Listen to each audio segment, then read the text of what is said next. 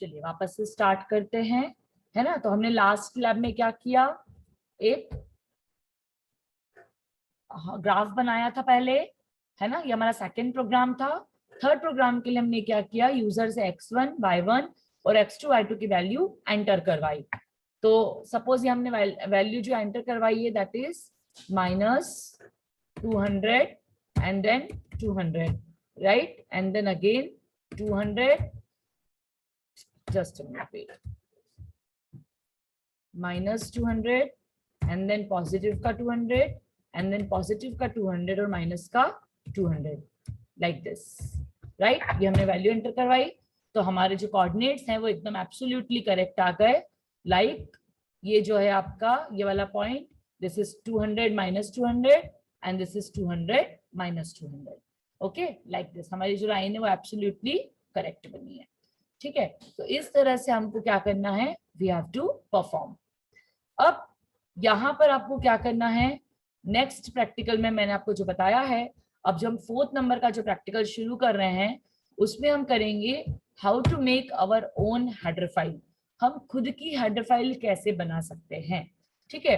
तो खुद की हेडर फाइल बनाने के लिए पहले जो हमने 3rd प्रैक्टिकल बनाया है इसको हम हटा देते हैं पहले यहाँ से, मतलब कमेंट कर देती हूँ इसकी, क्योंकि जरूरत नहीं है इसमें।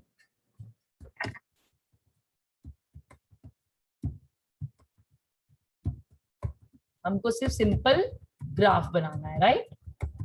देखिए कैसे, this is your simple graph, ठीक है, जिसमें हमने बहुत अच्छे से ग्राफ बना के रखा है, अपनी स्केल लिख रखी है, नाम लिख रखा है, आपका रोल नंबर या फैकल्टी आईडी मैंने अपना लिख रखा है, और क्वाड्रेंट जो है हमने वो मेंशन कर रखे हैं।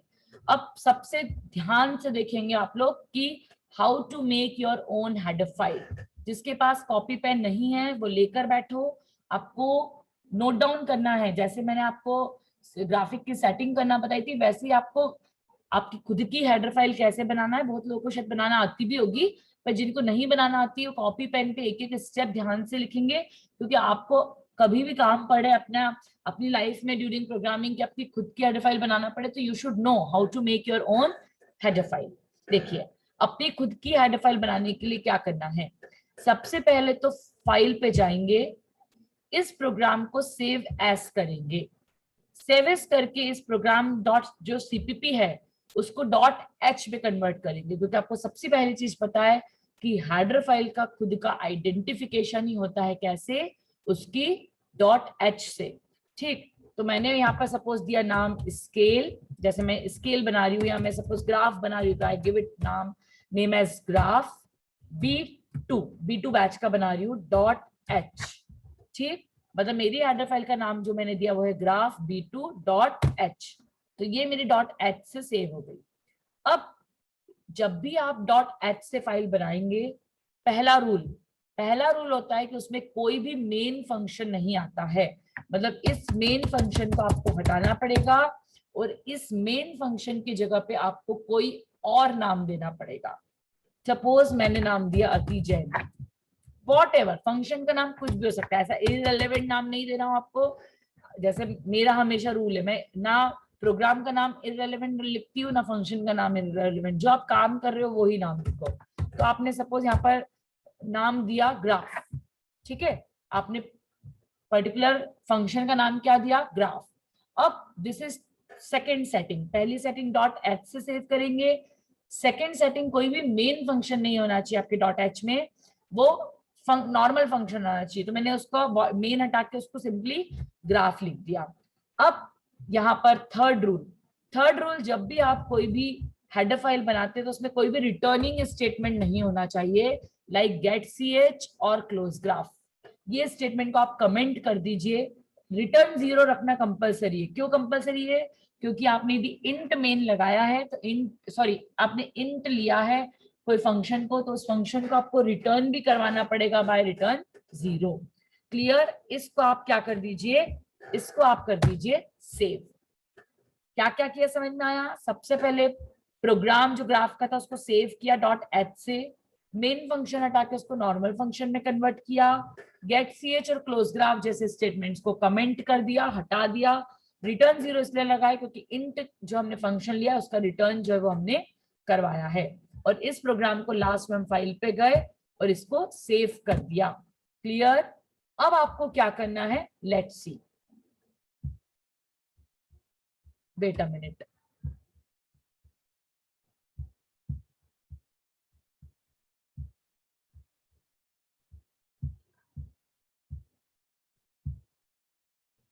अब आप क्या करेंगे, आपको जाना है अब आपके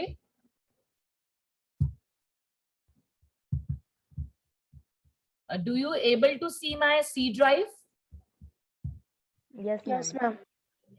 आपको टीसी लिखा हुआ दिख रहा है यहाँ पर? Yes ma'am. Yes ma'am. Okay, आपको क्या करना है, ध्यान से देखेंगे, टीसी पे डबल क्लिक करेंगे, बिन फोल्डर में जाएंगे, बिन फोल्डर में आपने graph.h बनाई, ग्राफ b2.h बनाई है। देखो यहाँ पर नीचे से सेकंड नंबर पे ग्राफ के ऊपर दिख रही है ग्राफ b2.h। Yes ma'am. इसको आप करेंगे कॉपी, ठीक है, जो आपने आपकी .h फाइल बिन में बनाई है अभी, इसको आप करेंगे कॉपी। फिर आप इन टीसी में अगेन जाएंगे, इंक्लूड फोल्डर में जाएंगे जहां पर आपकी सारी .h फाइल है, सारी h फाइल दिख रही है आपको यहाँ पर।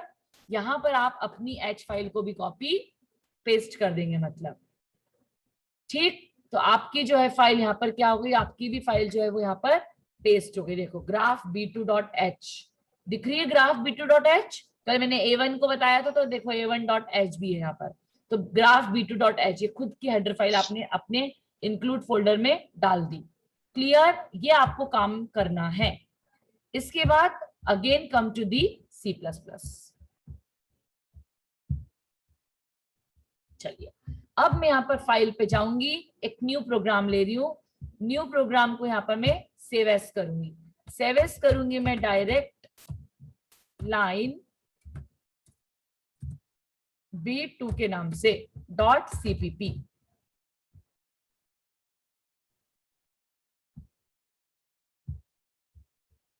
एक second, file save S D line लिख देते हैं डायरेक्ट लाइन की जगह पे b2.cpp। ठीक, अब यहाँ पर मुझे अपनी हेडर फाइल को देखना है कि सही चल रही है या नहीं चल रही। मैंने लिखा हैश इंक्लूड, क्या नाम दिया था मैंने, ग्राफ b2, राइट, यही नाम दिया था। Yes ma'am. Graph B2। b2 छोटा था कि बड़ा था, मैं भूल गई, .h छोड़ दीजिए, B बड़ा कैपिटल था। कैपिटल था। चलिए b2 ले लेते हैं। Yes ma'am. राइट, अब यहाँ पर लगाएंगे void main। ठीक, void main लगाया, void main लगाने के बाद ब्रैकेट, और यहाँ पर मैंने वो फंक्शन जो लिखा था उसको मैं यहाँ पर कॉल कर लूंगी। मैंने फंक्शन का नाम दिया था ग्राफ, जो मैंने पहले अति जैन लिखा था, तो मैंने ग्राफ में कन्वर्ट कर दिया था उसको, जो मेन की जगह पर मैंने फंक्शन बनाया था। स्क्रीन को होल्ड करने के लिए I will write here get ch, right, and then I will close. ये मेरा प्रोग्राम बन गया जिसमें मैंने अपनी खुद की हेडर फाइल को कॉल किया, बाकी किसी हेडर फाइल को कॉल नहीं किया, और उसके अंदर जो मैंने फंक्शन बनाया था उस फंक्शन को मेन फंक्शन के अंदर कॉल कर लिया। क्या हुआ, उस ग्राफ फंक्शन के अंदर मैंने पूरी जो प्रोग्रामिंग लिखी थी वो ग्राफ को बनाने वाली लिखी थी, तो मेरा यहाँ पर ग्राफ देखो ऑटोमेटिक बनकर आ गया। मतलब मैंने उतने बड़े कोड को सिंपली 5 लाइन के कोड में कन्वर्ट कर दिया। मतलब खुद की हेडर फाइल बनाने के बेनिफिट्स कि आपने कोई भी फंक्शन बनाया है तो उस फंक्शन को आप खुद की हेडर फाइल बनाकर उसको कहीं पर भी यूज कर सकते हो। This is the practical number 4, how to make your own header file. Is it clear to you? No ma'am. No. Okay. इसके लिए क्या किया हमने, ग्राफ जो आपका जो भी ग्राफ का आपने जो स्केल बनाने का जो आपने प्रोग्राम बनाया था, मतलब ये आपने पूरा प्रोग्राम बनाया था जहां पर आपकी स्केल बन रही थी, राइट। आपको इस प्रोग्राम को फाइल पे जाना है, सेव एस करना है, और इसको सेव एस करना है .h के नाम से। ठीक, तो आपने इसको .h के नाम से सेव एस कर लिया।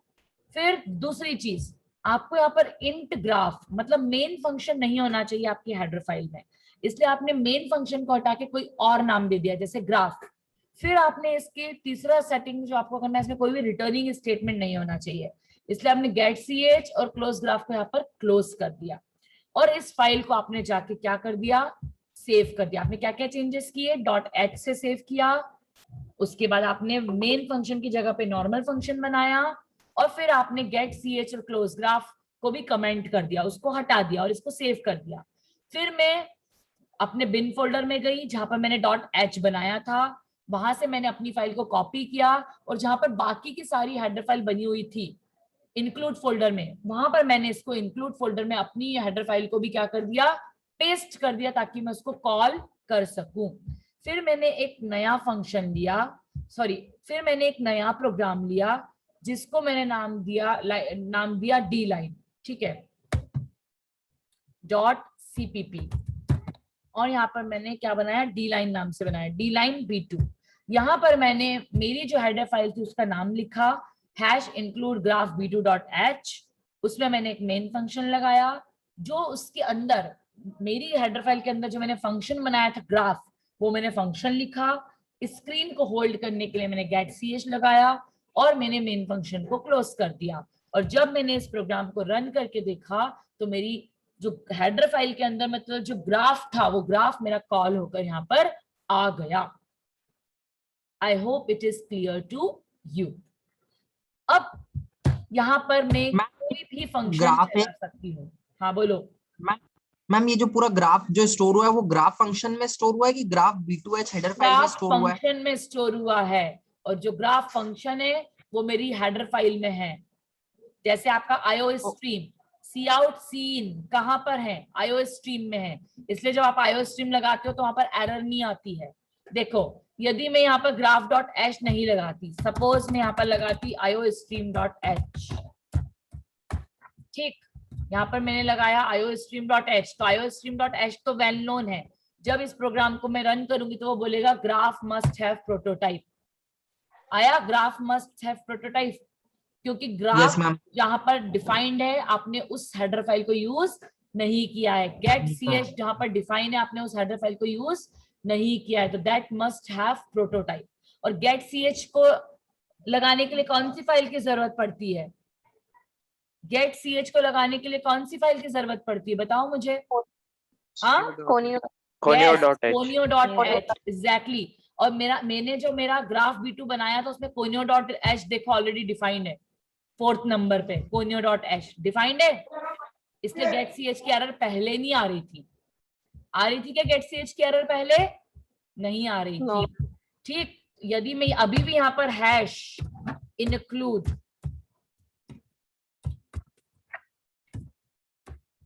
conio.h लगा दूं तो मेरी सिर्फ ग्राफ मस्ट हैव प्रोटोटाइप की एरर आएगी, मेरी गेट ch की जो प्रोटोटाइप है वो एरर जो है वो सॉल्व हो जाएगी। देखो अब ग्राफ फंक्शन कहां पर डिफाइन है, तो जो ग्राफ फंक्शन जो डिफाइन है वो कहां पर है, मेरी खुद की हेडर फाइल में, वो किसी यूनिवर्सल डिफाइंड हेडर फाइल में नहीं है, वो मेरी ग्राफ b2.h में है, राइट।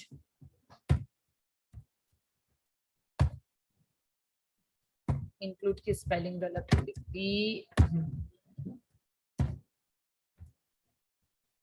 ये बन गया मेरा ग्राफ। बात आ रही है समझ में अब ऋतिक?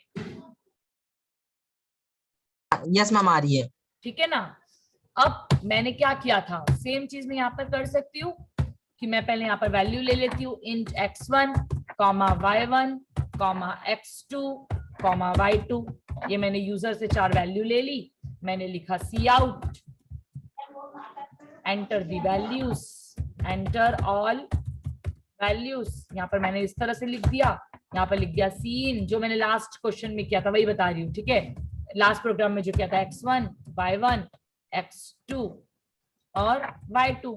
ये मेरी जो वैल्यूज हैं मैंने क्या करवा ली, यूजर से एंटर करवा ली। फिर मैंने यहाँ पर क्या लिखा, मैंने लिखा था यहाँ पर लाइन फंक्शन, और लाइन फंक्शन में मैंने x1, y1, x2, y2 ये मैंने यूजर से प्रिंट करवा लिया था, लेकिन उसको मिड लाइन पे प्रिंट करवाने के लिए मैंने x1 में xmax by 2 को ऐड करा था और xmax by 2 में से y को माइनस किया था, इसको मिड पॉइंट पर शिफ्ट करने के लिए। देखो एक ही चीज मैं आपको 10 बार बताती हूँ, उसके बाद भी आपको यदि समझ में नहीं आ रहा है तो you must practice a lot, क्योंकि हर बार मैं लिख के बोलती हूँ ताकि आपको वो चीज समझ में आए। ठीक, तो मैंने क्या किया, xmax by 2 में से y की वैल्यूज को माइनस किया और x की वैल्यूज में मैंने xmax by 2 को ऐड किया। इस प्रोग्राम को जब मैं रन करूंगी तो अभी मेरा ग्राफ नहीं आएगा, एरर क्यों आ रही है, xmax and ymax must have, अच्छा xmax को मैंने डिफाइन नहीं किया है तो मैं इसकी जगह पर सीधे getmax वाला फंक्शन यूज कर लेती हूँ, getmax x, ताकि मेरी एरर नहीं आए। और यहाँ पर कर लेती हूँ getmax y, क्योंकि ये फंक्शन यूनिवर्सल है, इसको मैं डायरेक्टली यूज कर सकती हूँ। ठीक है, getmax x और getmax y, ठीक है, ये यूनिवर्सल फंक्शन है, इसको यहाँ पे यूज कर सकते हैं। अब अगेन एंटर दी वैल्यूज, तो 40 40 120 और 120, क्या हुआ,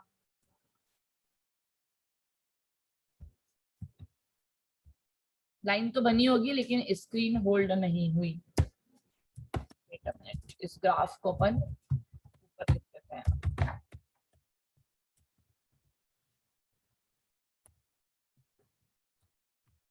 ग्राफ आ जाएगा, फिर आपकी वैल्यूज आ जाएगी, एंटर ऑल वैल्यूज, तो 40 40 120 और 120। देखो आपका ग्राफ भी आ गया, ग्राफ के अकॉर्डिंग लाइन भी बन गई। मतलब इस अब पहले थर्ड प्रोग्राम में और फोर्थ प्रोग्राम में क्या अंतर हो गया, थर्ड प्रोग्राम में आपने ग्राफ का जो प्रोग्राम बनाया था उसी में आपने लाइन का भी लिख दिया था, लेकिन देखो मैंने यहाँ पर हेडर फाइल के थ्रू, अब देखो फोर्थ प्रोग्राम मेरा कितना छोटा हो गया है थर्ड प्रोग्राम के कंपेयर पे, काम वही कर रहा है, बस sprintf नहीं लगाया है मैंने, काम वही कर रहा है मेरा प्रोग्राम, लेकिन इसमें हेडर फाइल के कारण मेरा प्रोग्राम देखो कितना छोटा सा हो गया। Do you agree with me? Yes, ma'am. Yes or no? Yes, ma'am. Yes, ma'am. ma'am. Yes, चलिए Yes, तो ma'am. इसमें एक छोटा सा काम कर लेते हैं, कास्केड में हम ग्राफ में से वो sprintf को कॉपी कर लेते हैं। ठीक है,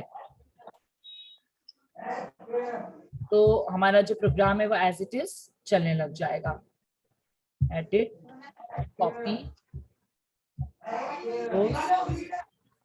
म्यूट कर लीजिए। यहाँ पर हम ले लेते हैं एक कैर पॉइंटर k ऑफ 10, यही लिया था हमने पहले भी, और यहाँ पर हम करवा देते हैं शिफ्ट इंसर्ट, तो ये sprintf को हमने ले लिया और आउटटेक्स्ट xy को भी हमने ले लिया। ठीक है, इसमें भी वही गेट मैक्स की प्रॉब्लम आएगी, तो इसमें भी वही कर दो, get max x divided by 2 और यहाँ पर गेट मैक्स y का फंक्शन, डायरेक्ट फंक्शन लिख देंगे तो इसमें जो एरर है वो नहीं आएगी, गेट मैक्स y, और आगे लिख देंगे गेट मैक्स x। ठीक, या आपने इसको स्टोर करवा लिया, -120 -120 90 और 90, एब्सोल्युटली राइट। क्लियर है? Yes, ma'am. Yes, sure, Yes, ma'am. Okay, Yes. चलिए ठीक, चलो अब फाइल पे जाते हैं, एक और नया प्रोग्राम, नया कुछ सीखने की कोशिश करते हैं। Shift F1, circle, if I want to make a circle, graphics.h का ही फंक्शन है। जब मैं सर्कल के एग्जाम्पल पे जाती हूँ तो लेट्स सी मुझे क्या मिलता है।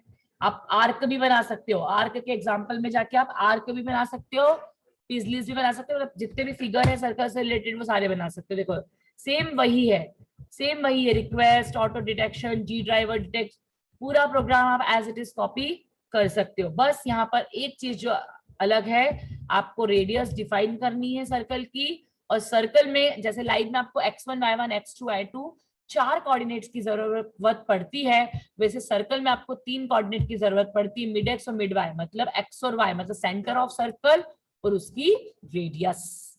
ठीक, तो हमने तो देख लिया ये। मैं इसको फाइल को पहले सेव कर देती हूँ। I am having a very good habit of saving a programs, so I hope you will take this habit from मी।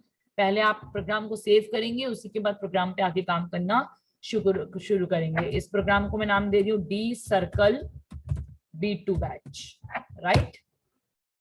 मैंने वापस से अपनी फाइल इंक्लूड की, हैश इंक्लूड ग्राफ b2.h, ठीक, और इसको मैंने क्लोज किया।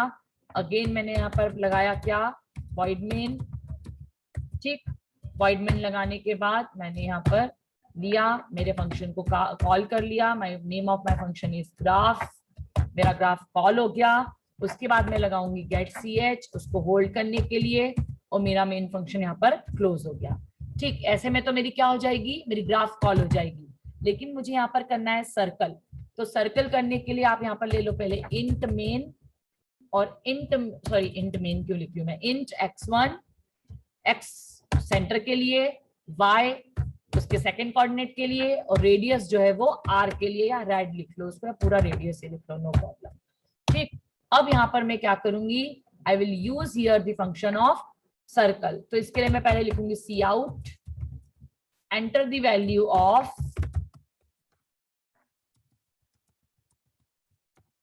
enter the values of center of circle and its radius। इस तरह से मैं इसको पहले तो सेंटर ऑफ सर्कल ही करवा लेते हैं, सेंटर ऑफ सर्कल, एंड सी इन क्या करवाओगे आप, x और y, सी इन क्या करवाओगे, x और y, ठीक। फिर यहाँ पर अगेन सी आउट लिख लो, एंटर दी रेडियस। बहुत सिस्टमैटिकली प्रोग्राम आराम से बनाएंगे तो परफेक्टली आपका जो कभी भी गलत नहीं होगा। हमने वेरिएबल लिया था रेडियस, इसलिए हमने उसको इन करवा लिया, और फिर हम यहाँ पे यूज करेंगे function circle, x, y, radius, जो हमने यूजर से एंटर करवाई है। क्लियर है everyone?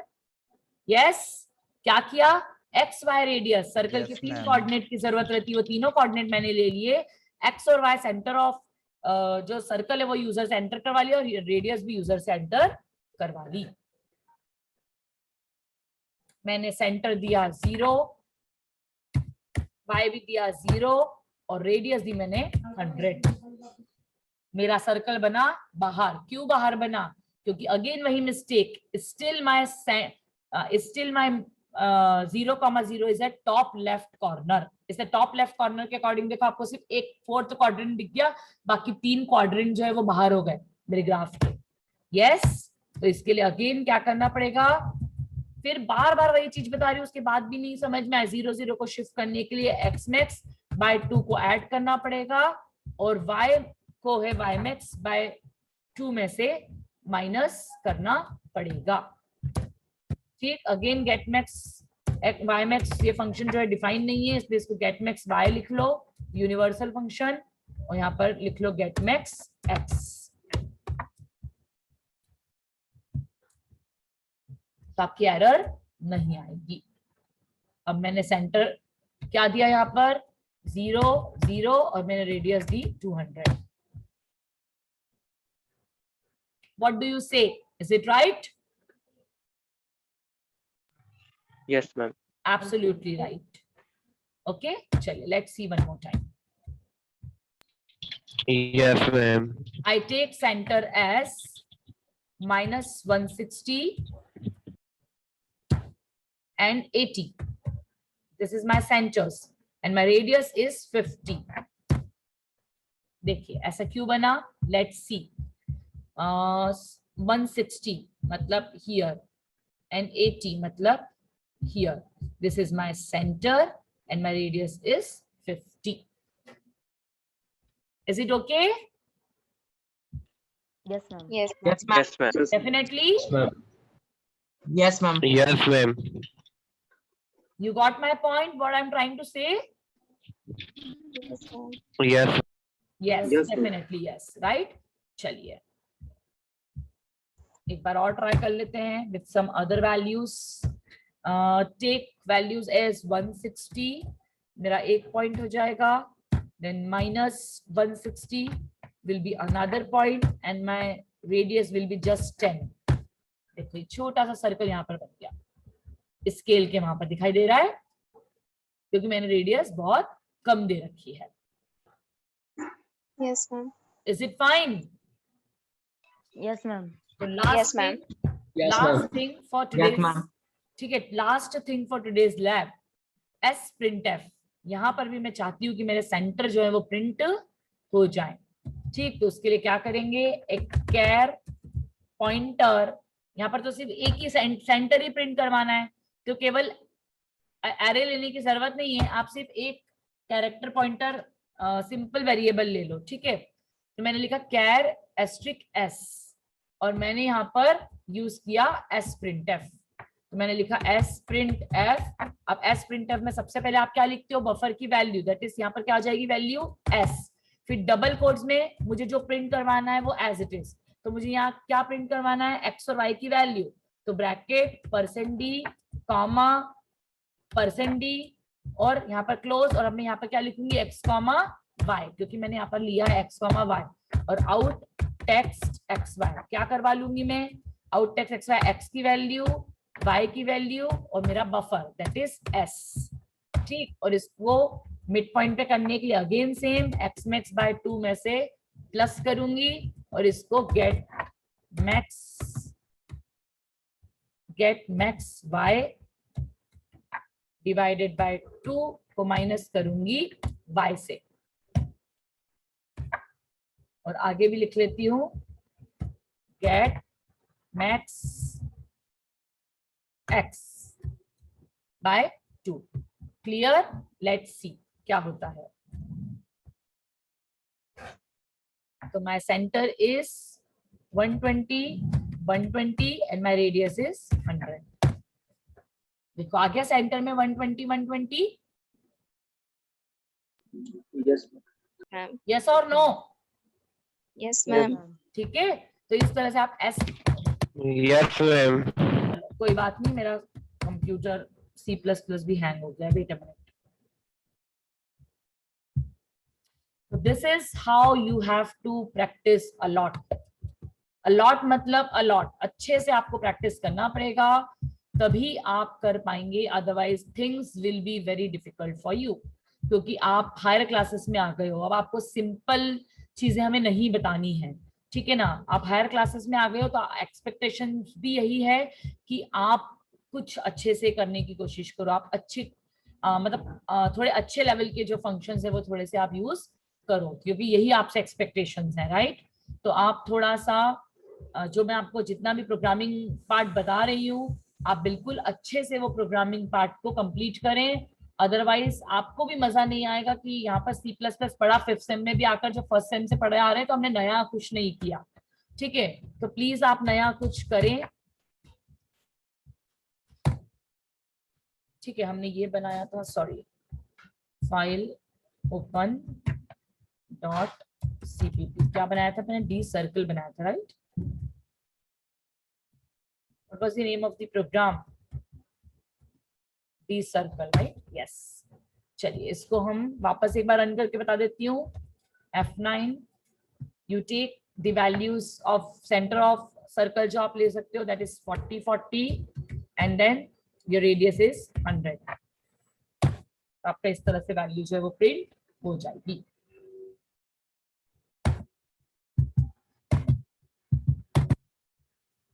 Is it fine? Is it fine? Yes, ma'am. Any doubt till now? Yes, ma'am. No, ma'am. No, ma'am. No? No, ma'am. कर पाएंगे? ऐसा कोई मैडम एक बार सर्कल का sprintf बता दो, क्योंकि लाइन का तो हम पहले कर चुके हैं, है ना. तो एक बार सर्कल का भी sprintf देख लीजिए आप लोग, कोई भी डाउट नहीं होना चाहिए.